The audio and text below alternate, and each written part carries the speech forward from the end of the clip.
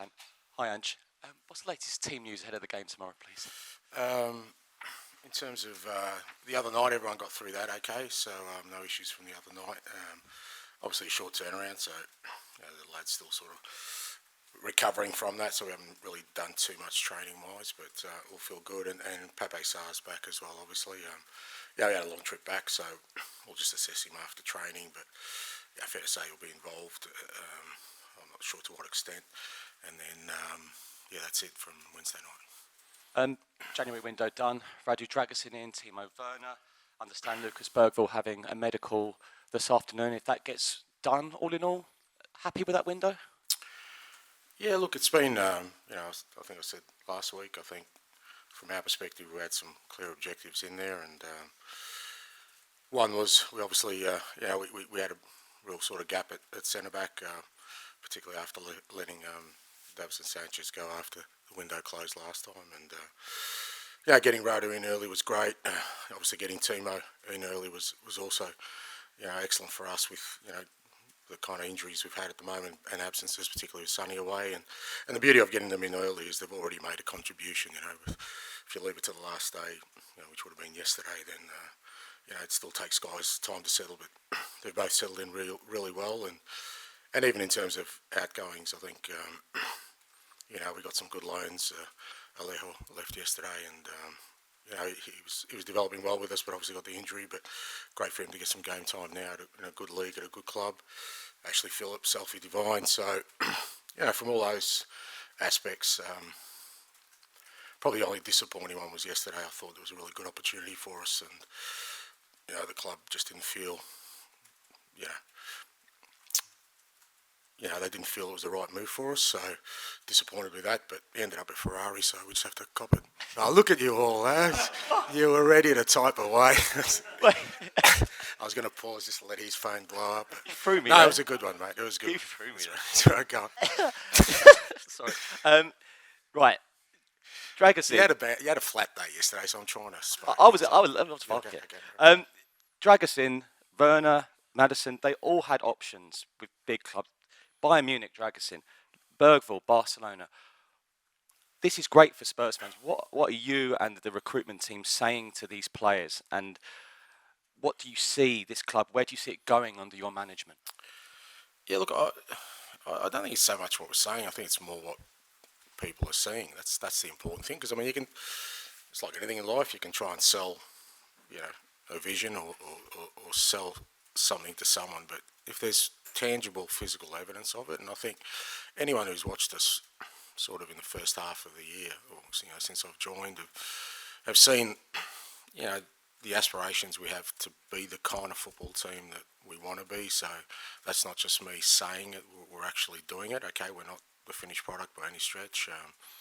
We're giving young players an opportunity, guys like Destiny and Pape and Mickey and all guys in their early 20s who have played already significant roles. So we're building a team. So I guess from our perspective, it's pleasing that hopefully we become a club that's a preferred destination, particularly for talented young players.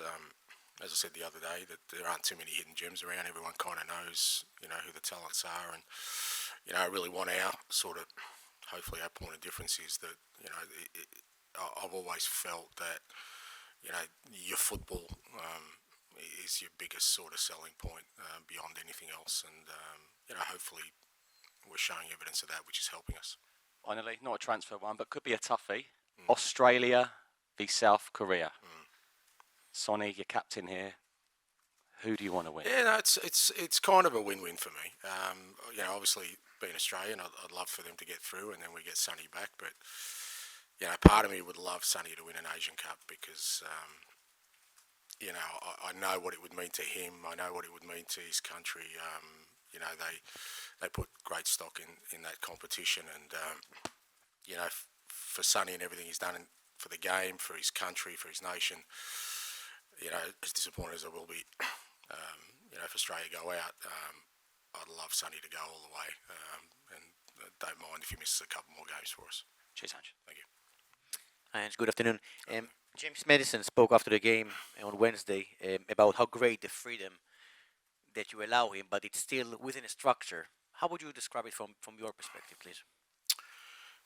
Yeah, look, I think part of our sort of end goal is to create a fairly sort of fluid team and a team that, you know, like all the great teams, I guess, has many avenues to success, so that, if a team's trying to stop us, that there are multiple ways we can sort of get through that, and I think you can only do that if there is a certain sense of freedom within the way the players approach it. But like everything in life, I think you do need structure. I think you do need discipline. I thought, as I said, that's why I was disappointed with our first 45, not our first 45 minutes, sort of our last 15, 20 minutes of the first half the other night, is that we went away from those principles. And when you do that, even if you have that freedom and even if you have the talent, it's still very hard to impose yourself on the game. So, like I said, that's still a work in progress, but that's kind of where we want to get to.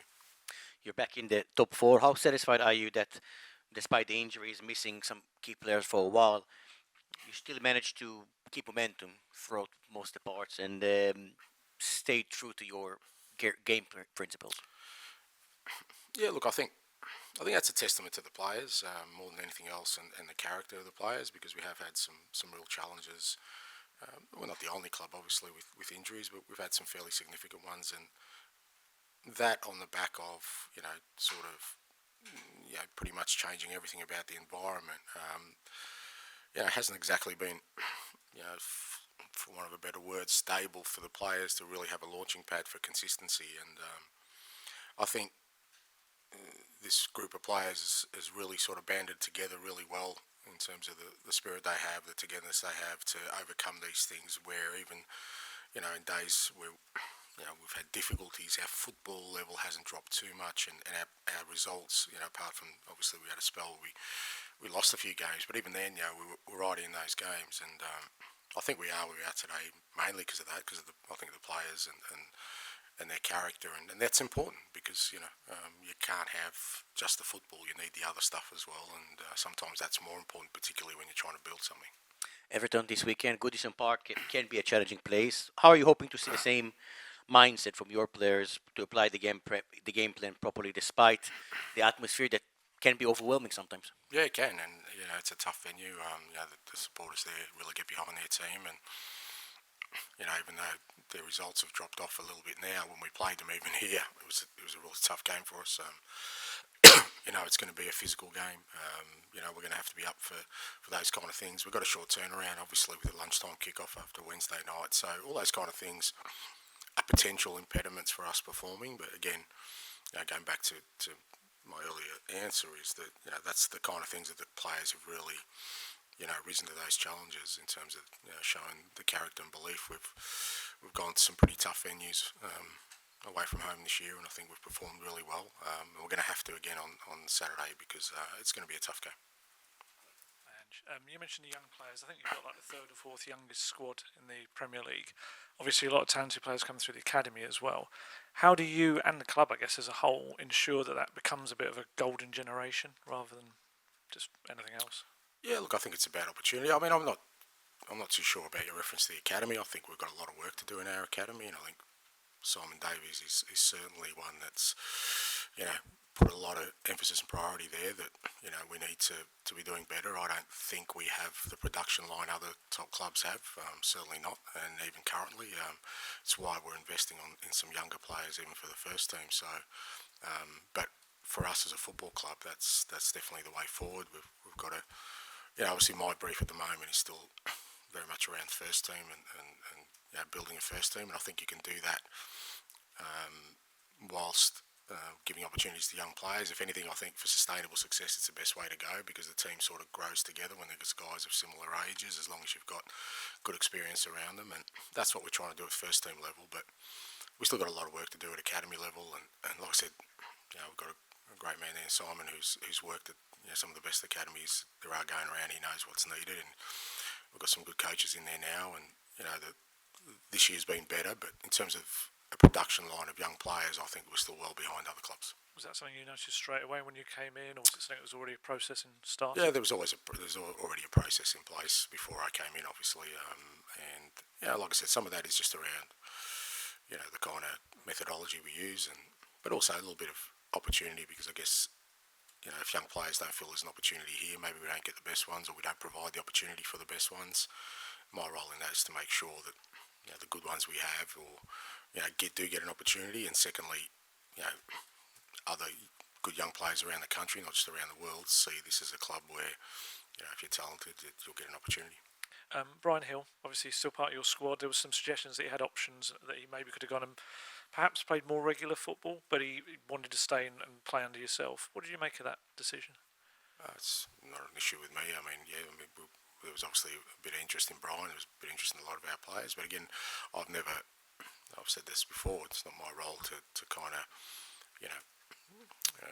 push people out in that kind of situation. I still very much regard them as our players, and Bryan's he's a fantastic young player, and he works so hard to improve every day. He had a difficult first half of the year with a couple of injuries, and people shouldn't underestimate that, especially in a setup like ours where most of the guys had a strong pre-season are the ones who've kind of hit the ground running.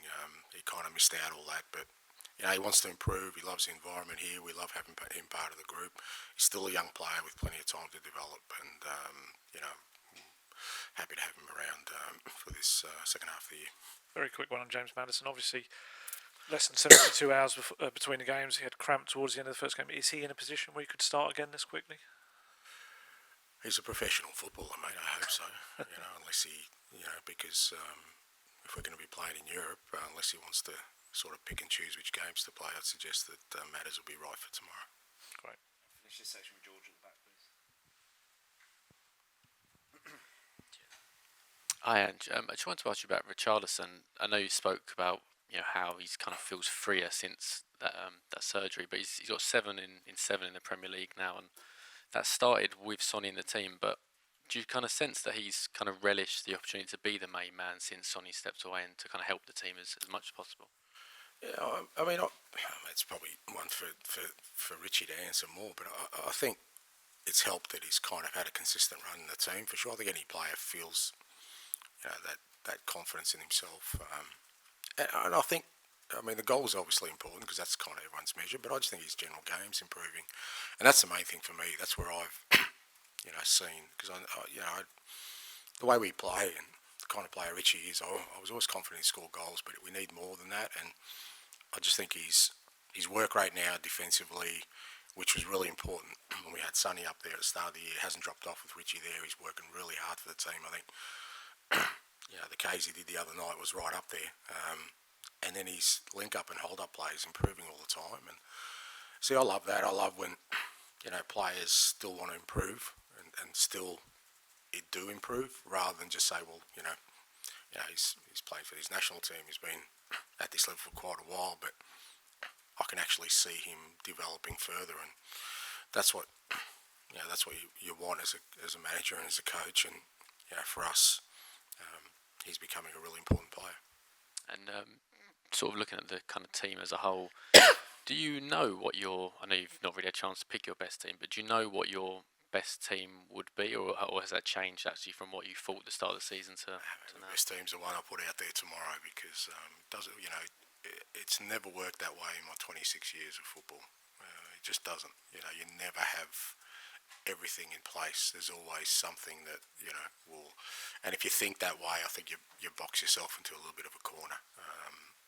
The only reason I made 2 changes at half time wasn't because Rodri and Skippy weren't playing well. If anything, I thought they were playing well. Just we needed a circuit breaker for what we were doing and change things up. So it doesn't mean that those 2 aren't in my starting 11, or they were disappointing, or any of those kind of things. I've always kind of, as much as people have always thought in those terms of what's your strongest or best 11. Well, every time, every week, I try and put out what I think is our best 11, and then you go from there, and then you reassess it, post game, going to the next one.